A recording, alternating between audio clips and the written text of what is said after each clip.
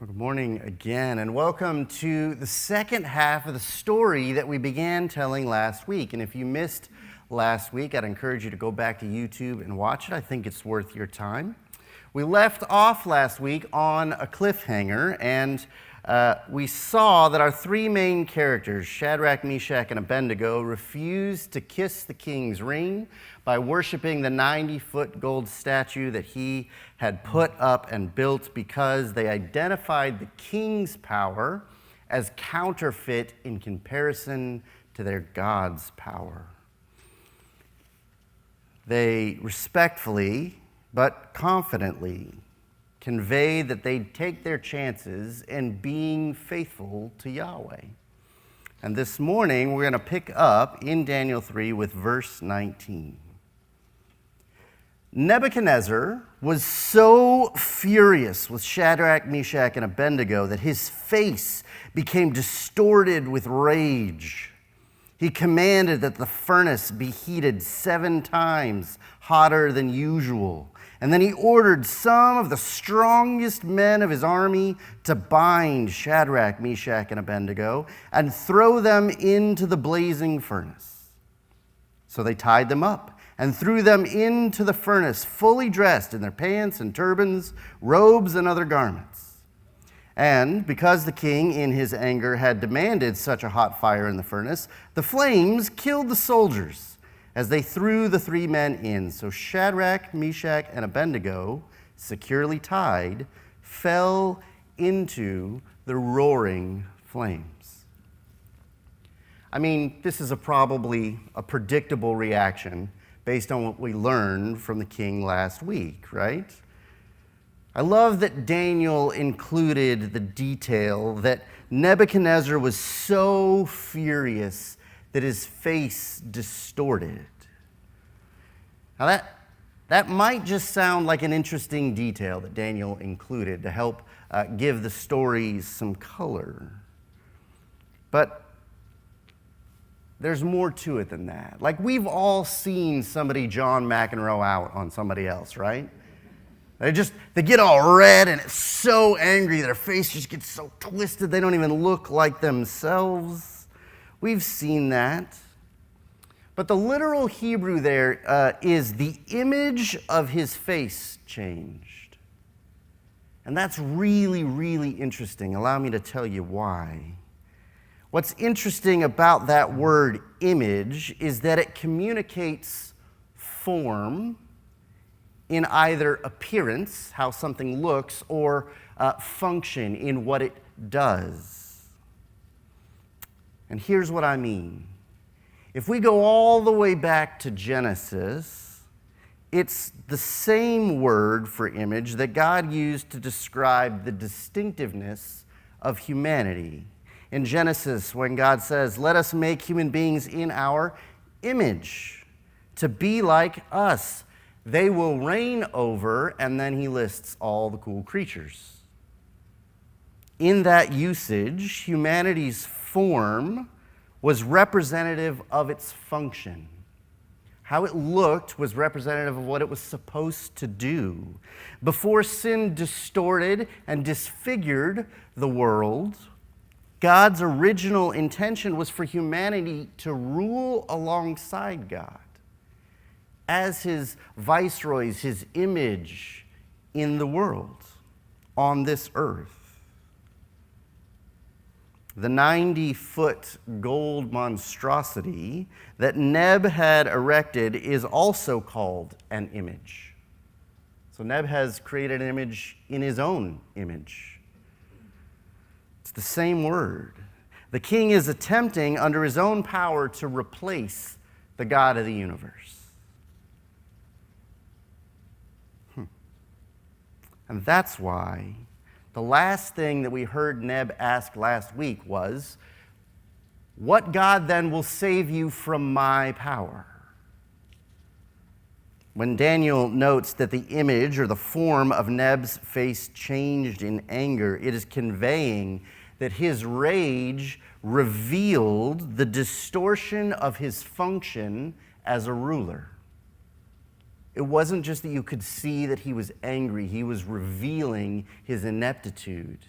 as a ruler, his inferiority in comparison to the God of Shadrach, Meshach, and Abednego, the same God that we worship. Have you ever noticed how anger makes a person irrational? We think about what Neb did, right? As if more fire was going to make it worse.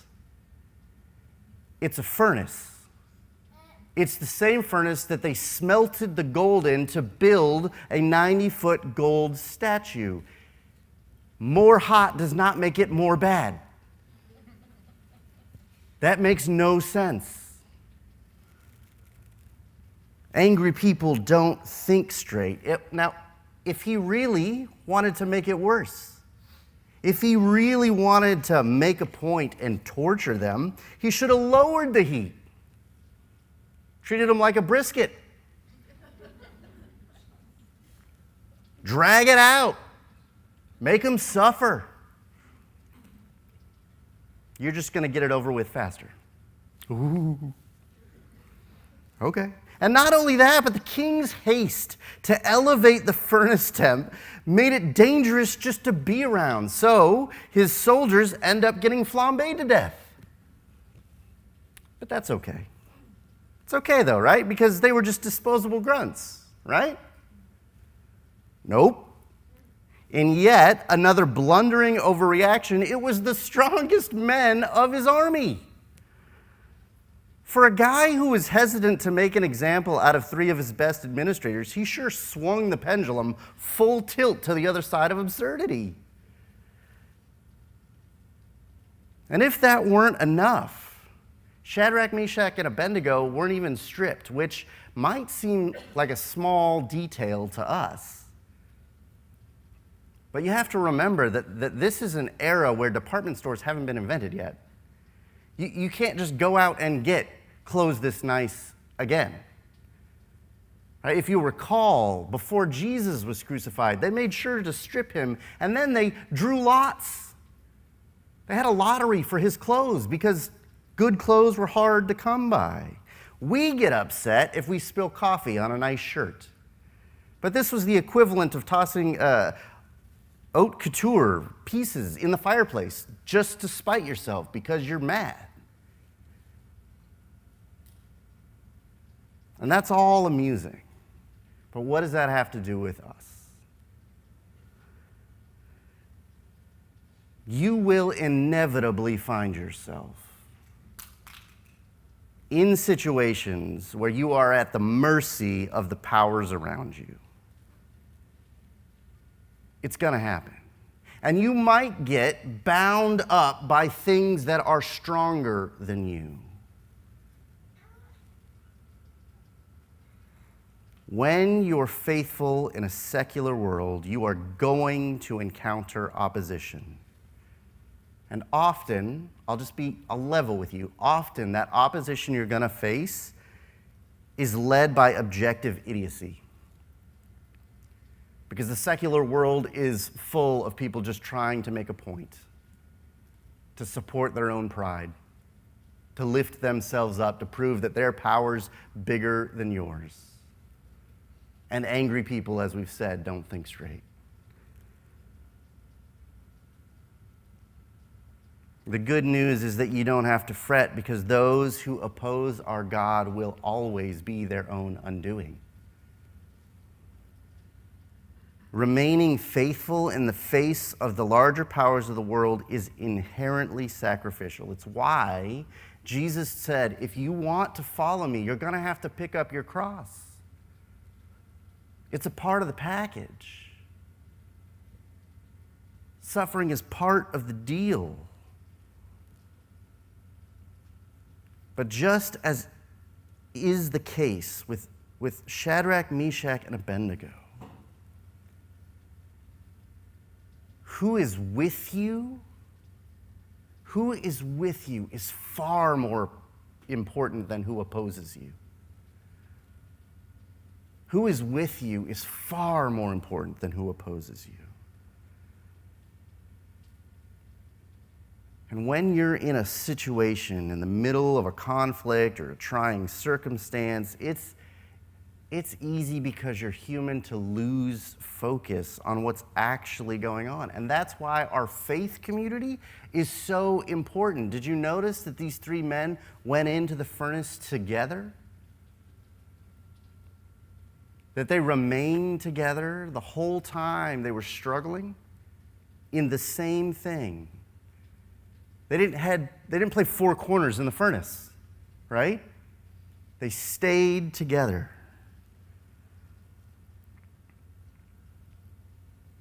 Did you also notice the odd detail that while the soldiers who bound them up were instantly incinerated, Shadrach, Meshach, and Abednego did not die in that way? They didn't burn up immediately like the people who bound them up. When the faithful endure trials, there is a distinction. There's a distinction in how we do it, in how we handle it, in who's watching over us. It's different when we suffer. Let's keep reading. They've been tossed in the flames. But suddenly Nebuchadnezzar jumped up in amazement, and he exclaimed to his advisors, "Didn't we tie up 3 men and throw them into the furnace?" "Yes, Your Majesty, we certainly did," they replied. "Look," Nebuchadnezzar shouted, "I see 4 men unbound walking around in the fire unharmed, and the 4th looks like a god." Then Nebuchadnezzar, that's why we're calling him Neb throughout the rest of the sermon. Then Nebuchadnezzar came as close as he could to the door of the flaming furnace and shouted, "Shadrach, Meshach, and Abednego, servants of the Most High God, come out, come here." So Shadrach, Meshach, and Abednego stepped out of the fire. Once again, in this story, what we see is a clear distinction between reality and perception. What everybody else perceives as happening is different than the reality of what's actually happening.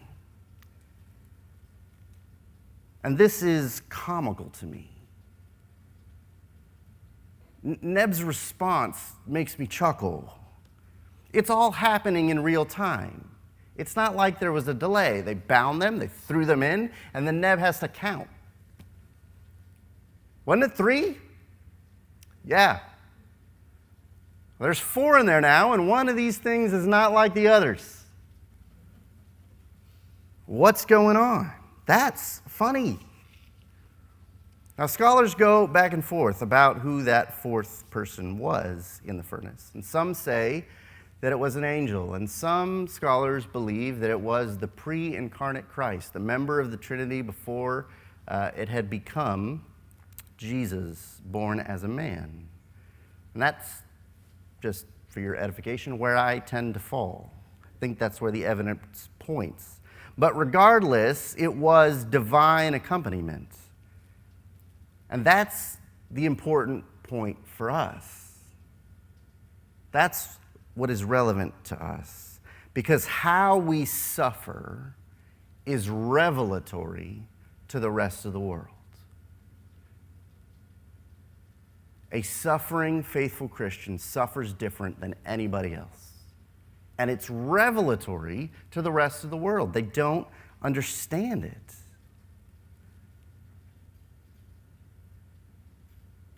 Because despite our culture's affinity for so-called reality television,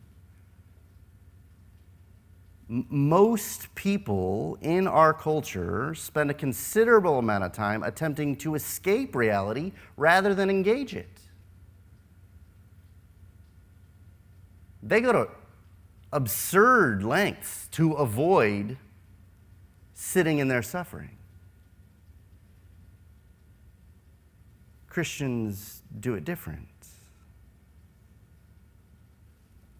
When was the last time you encountered true quiet? Like no noise. You're just alone with your thoughts, true quiet. It's been a minute, right? The world is not a quiet place. It's not built to allow you time to reflect. It's filled with constant messages of like, oh, that's awful. Don't pay attention to that. Come here, look at this. Listen to this. Look over here, do this.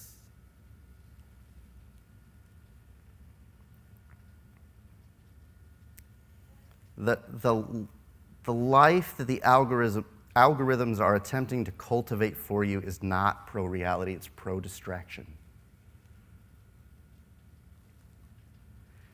And the sort of formation that is pro-distraction, it weakens a person's capacity to interact with the real stuff.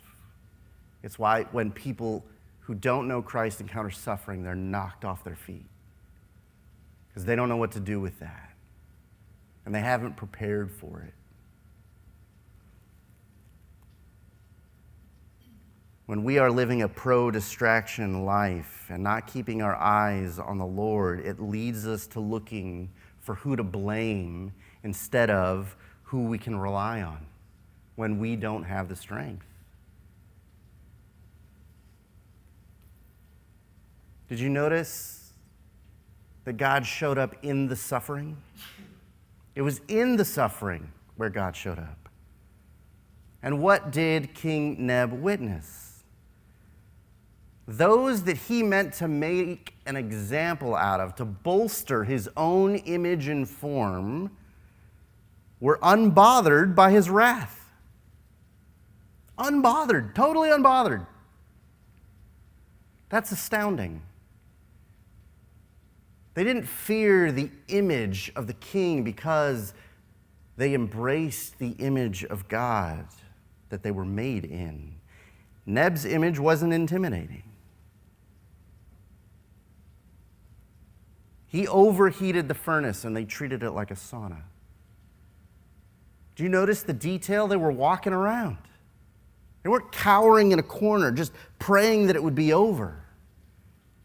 Just trying to endure it just a little bit longer.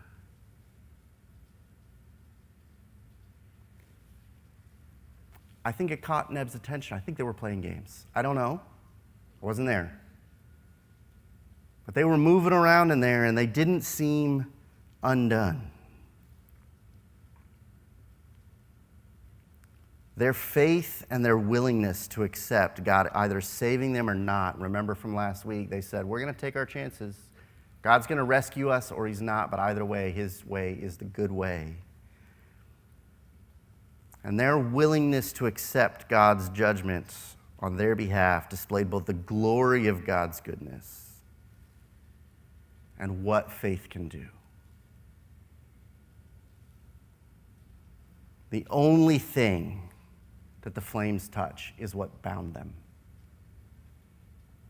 Isn't that interesting? The only thing that got burnt up is what bound them. The only thing that got reduced to ashes, not their clothes, the only thing that got reduced to ashes is what restricted them.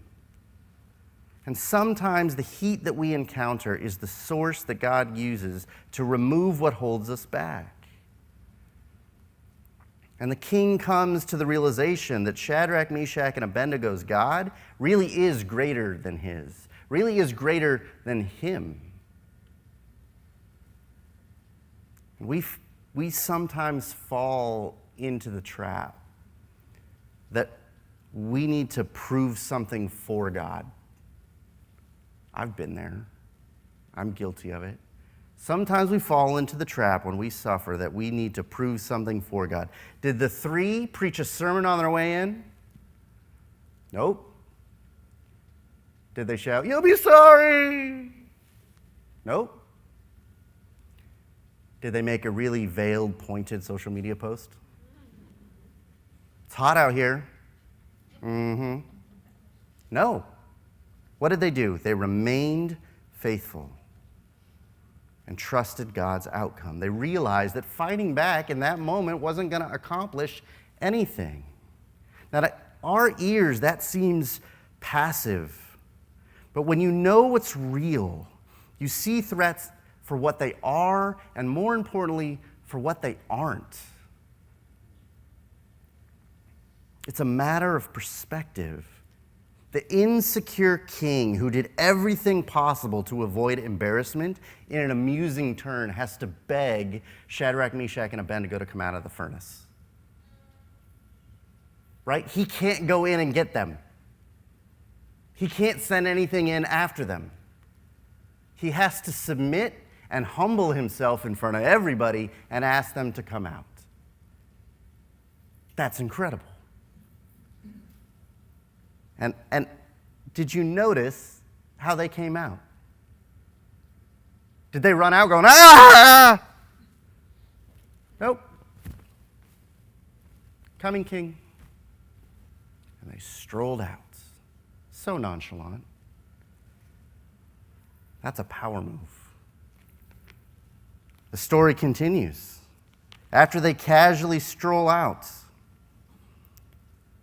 then the high officers, officials, governors, and advisors crowded around them and saw that the fire had not touched them. Not a hair on their heads was singed, and their clothing was not scorched. They didn't even smell of smoke.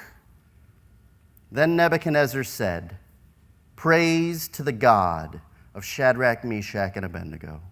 He sent his angel to rescue his servants who trusted in him. They defied the king's command and were willing to die rather than serve or worship any god except their own God." For us, protection does not always look like exemption. I mean, I've been there. A lot of times when we feel the flames licking our feet in our suffering, we want to just get out of the situation. God, get me out of this. End it. Please. Make it be over. I don't want to endure this. But sometimes protection doesn't look like exemption.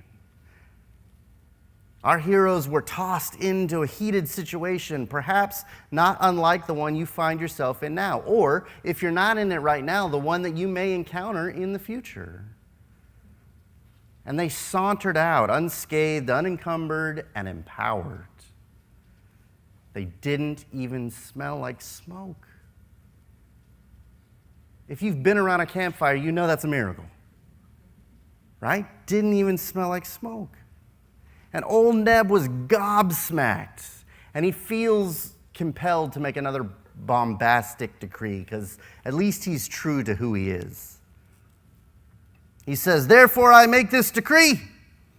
If any people, whatever their race or nation or language, speak a word against the God of Shadrach, Meshach, and Abednego, they will be torn from limb to limb, and their houses will be turned into heaps of rubble. There is no other God who can rescue like this." Then the king promoted Shadrach, Meshach, and Abednego to even higher positions in the province of Babylon.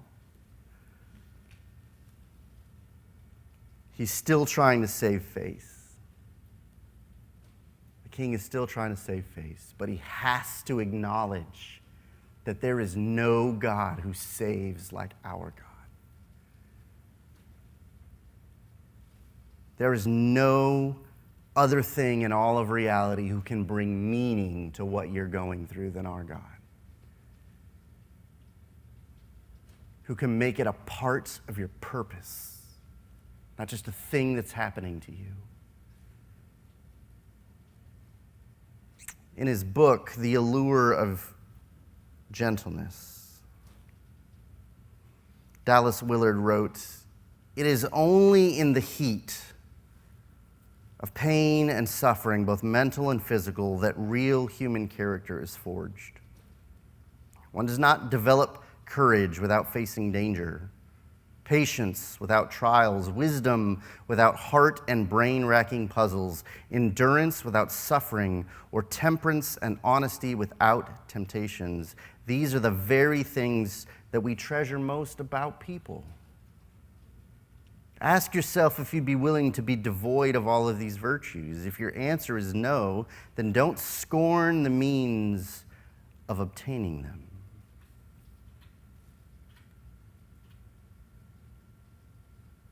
What happened to Shadrach, Meshach, and Abednego was meant to make an example out of them in front of the entire government. It was meant to unify the whole Babylonian Empire under Nebuchadnezzar's image. And instead, what it does is magnify to the entire Babylonian government, the entire empire, the glory of the God of these three individuals. God still operates in this way. And that's our goal, is to leave others in awe of how God delivers us. Now, our deliverance might not look like theirs. Please don't hear me say that it's all going to end up with fairy tales and rainbows and you getting what you want. Your deliverance may not look that way. But they stood in hopeful defiance with the understanding that even if God let them die, they trusted his judgment, knowing that he would bring about the outcome that was best for them and brought God the most glory. And I love that they not only survived, they got promoted, which is incredible. Sometimes there's something good on the other side of that suffering. The stuff that we endure is the means by which God forms us into the people that we want to be anyway.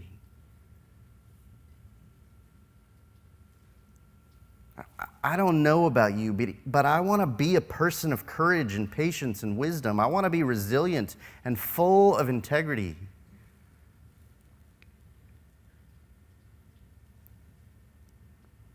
I know to get there I might suffer, but that I'm better for it, and that my testimony is stronger because of it, and that, best of all, I'm not going through it alone. So I genuinely believe that you people love me a little bit and would help me through it.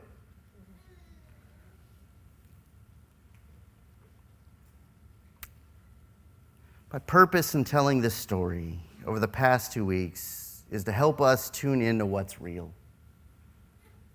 To gain a sense of what it looks like to walk by faith and not by sight in a season of the world that is full of existential uncertainty.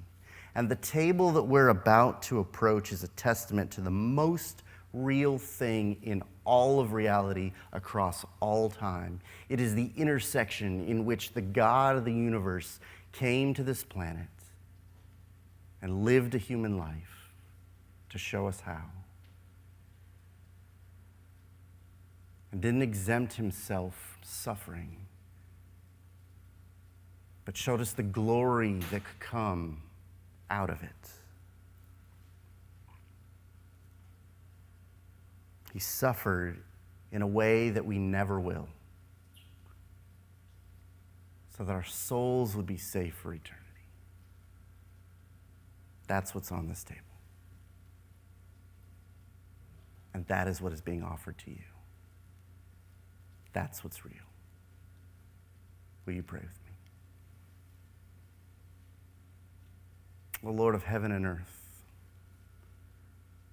we thank you for Shadrach, Meshach, and Abednego's witness, that they were able to stand in faith, to trust what they knew to be real, even if it flew in the face of everything that they and everyone around them could see. They believed.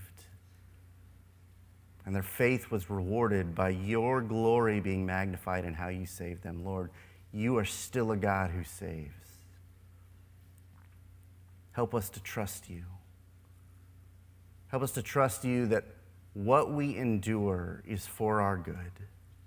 That what the world means for evil, even if it's outside of our control, your hand is still above it, and you can turn it into something good, to something beautiful, that you paint beauty with ashes.